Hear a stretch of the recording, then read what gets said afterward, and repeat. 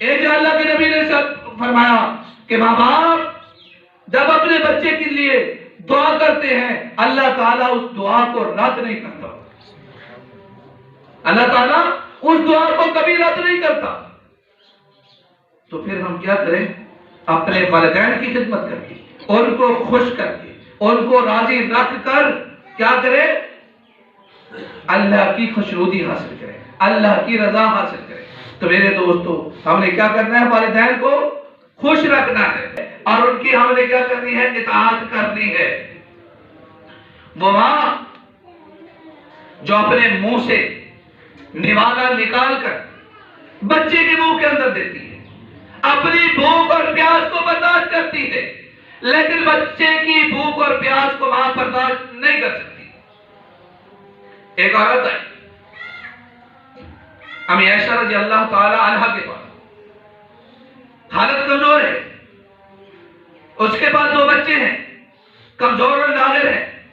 امی عائشہ نے پوچھ لیا تو کون ہے؟ کہ میں فلاں ہوں، میرے شوہر فلاں جنگ کے اندر شہید ہو گئے اور ان بچوں کے پاس کئی دنوں سے کھانے پینے کے لیے کچھ بھی نہیں ہے اور میں بھی بھوکی ہوں. امی عائشہ رضی اللہ تعالی عنہا کی آنکھوں سے آنسو جاری ہو گئے، اٹھی، توشہ دھان کے اندر ہاتھ ڈالا، ایک کھجور نکلا، پھر دوبارہ ہاتھ ڈالا، دوسری کھجور نکلی اور اس ماں کو دے دی. کہا ایک کھجور بچوں کو کھلا دے، ایک کھجور آپ کی ہے. ماں نے ایک کھجور کے 2 ٹکڑے کیے، ایک ٹکڑا ایک بچی کو دیا، دوسرا ٹکڑا دوسری بچی کو دیا. ماں نے اپنی بیٹیوں کی طرف دیکھا، ابھی وہ بھوکی ہے، اور دوسرا کھجور جو امی عائشہ نے دیا وہ بھی کن کو دے دیا؟ امی عائشہ دیکھ رہی ہے. تو امی عائشہ پھر اٹھی، تو شدان کے اندر ہاتھ ڈالا، ایک کھجور اور نکلا. تو امی عائشہ نے اس عورت کو مخاطب کر کے کہا کہ اب یہ کھجور آپ نے کھا لی ہے، بچوں کو نہیں دے دی. اس کا چہرہ بتا رہا تھا، اس عورت کا چہرہ بتا رہا تھا وہ عورت کئی دنوں سے بھوکی ہے، اگر کچھ نہ کھاتی اس کی جان چلی جاتی. تو امی عائشہ نے کہا کہ یہ کھجور آپ کی ہے، یہ کھجور آپ نے کھانی ہے. تو اس نے کیا کہا؟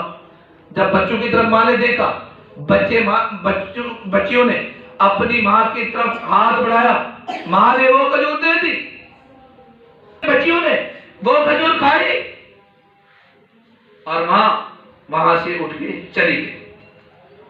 اتنے میں آپ صلی اللہ علیہ وسلم آئے. امی عائشہ نے دیکھا کہ امی عائشہ پریشان بیٹھی ہیں. آپ صلی اللہ علیہ وسلم نے سوال کیا، عائشہ میں تجھے آج پریشان دیکھ رہا ہوں، کیا وجہ ہے؟ کہا میرے پاس ایک عورت آئی تھی، ان کے پاس 2 بچے تھے، ان کے پاس 2 بچے تھے اور وہ بھوکے تھے، ماں بھی بھوکی تھی. میں نے ان کو کھجور دی، ایک کھجور ماں کو دی، بچیوں کو دی، لیکن اس نے وہ کھجوریں کن کو کھلا دی؟ بچیوں کو کھلا دی. وہ ماں بھوکی چلی گئی یہاں سے. اس وجہ سے میں پریشان ہوں اور میں رو رہی ہوں. میرے پاس اور کھجور نہ تھی جو میں اس کیا کرتی؟ اس عورت کو دیتی، وہ عورت اپنی بھوک مٹاتی. تو اللہ کے نبی سے کی آنکھوں سے بھی آنسو جاری ہو گئے. اللہ کے نبی نے ارشاد فرمایا، عائشہ اگر وہ تمہارا عورت آپ کے پاس آئے، آپ نے اس کو میرے سلام بھیجنے ہیں. ایک تو کیا کر رہے ہیں؟ سلام بھیجنے ہیں، اور اس کو یہ کہنا ہے آپ کے اس عمل کی وجہ سے اللہ نے تیرے اوپر جنت کو واجب کر دیا. تو میں بات کیا عرض کر رہا تھا؟ ماں اپنے منہ سے نوالا نکال کر اپنے بچوں کی ضرورت کو پورا کرتی ہے. ماں کی محبت میں نے کہا کمی نہیں آتی، جتنا بیٹا نافرمان کیوں نہ ہو جائے، جتنی بیٹی نافرمان کیوں نہ ہو جائے، لیکن والدین کی محبت میں ذرا بھر بھی کمی نہیں آتی. تو جن کے والدین زندہ ہیں ان سے دعائیں لو. والدین کی دعائیں آپ کو کہیں سے کہیں تک پہنچا سکتی ہے. حضرت موسیٰ علیہ السلام جب کوہ طور پہ گئے، تورات کی تختیاں لینے گئے، تو اللہ تعالیٰ نے مخاطب ہو کر کہا، اے موسیٰ ذرا سنبھل کے قدم رکھنا، حضرت موسیٰ علیہ السلام گھبرا گئے، حضرت موسیٰ علیہ السلام گھبرا گئے، کہا یا اللہ میں روزانہ تو آتا ہوں، آپ مجھے یہ الفاظ کبھی نہیں کہتے کہ ذرا سنبھل کے قدم رکھنا، آج مجھ سے کوئی خطا ہو گئی یا اللہ آپ نے کیا کہا، کیا ہے موسیٰ کوہ طور پہاڑ پر اب سنبھل کے قدم رکھنا۔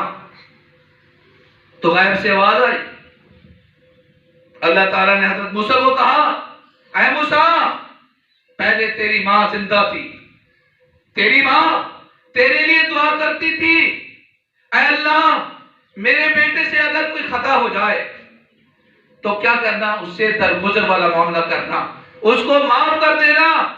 پہلے تیرے پیچھے تیری ماں کی دعا تھی، اب تیری ماں اس دنیا سے چلی جا چکی ہے، اب ذرا کوہ طور پہاڑ پر سنبھل کے قدم رکھنا۔ ایک وقت کا نبی ہے، پیغمبر ہے، اللہ تعالیٰ اس کو متنبع کر رہے ہیں، تیری ماں کی دعا اب تیرے پیچھے نہیں رہی، اب ذرا کوہ طور پہاڑ پر سنبھل کے قدم رکھنا۔ تو میرے دوستو والدین کی دعا کبھی بھی، میں نہیں کہہ رہا، اللہ کے نبی نے ارشاد فرمایا والدین کی دعا اولاد کے حق میں جب وہ دعا کرتی ہے تو آسمان کو چیرتی ہوئی یہ دعا جاتی ہے اور قبول ہو جاتی ہے۔ آج اگر والدین بوڑھے ہو چکے ہماری ضرورت ہے ان کو، کس چیز کی ضرورت، چل نہیں سکتے تو ہم نے انگلی پکڑ کر ان کو چلا کے ہم نے ان کے کام آنا ہے، اس کی ضرورت کو پورا کرنا ہے۔ اگر وہ معذور ہو چکے ہیں، بڑھاپے کی وجہ سے 80-90 سال کی عمر ہو چکی ہے اور وہ پیشاب پخانہ اگر کرتے ہیں تو ہم نے اس پیشاب پخانے کو صاف کرنا ہے، ہم نے آر محسوس نہیں کرنی۔ جب ہم بچے تھے وہ ہمارے پیشاب اور پخانے کو صاف کرتے تھے، ہماری انگل پکڑ کر وہ ہمیں چلاتے پھراتے تھے، ہمیں سیر و تفریح کے لیے لے جاتے تھے۔